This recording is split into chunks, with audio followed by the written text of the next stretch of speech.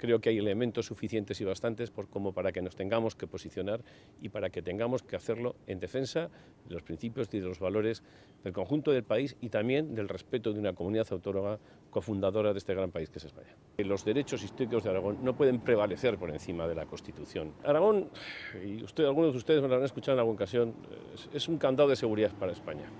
Y lo que hace el presidente del Gobierno de Aragón con esta ley es ceder la llave a los populismos y a los nacionalismos en algo tan serio como es la unidad de nuestro país. Es una ley que está fuera de lugar, es una ley que es absolutamente desafortunada en momentos como los que estamos viviendo. Cuando el PNV más radical se siente satisfecho con esta ley, ya les estoy diciendo mucho de cuál es el camino. Por suerte, el conjunto de la sociedad aragonesa tiene bien claro su posición, su sentimiento aragonés, su sentimiento también de pertenecer a un gran país como es España. Esta ley de actualización de derechos históricos no tiene más misión que la de contentar a los socios del Partido Socialista en el gobierno de la Comunidad Autónoma de Chunta Aragonesista, no tiene más misión que satisfacer a sus pseudo socios de Podemos y no tiene más misión que vestirse de un aragonesismo fingido que precisamente no es el que tienen.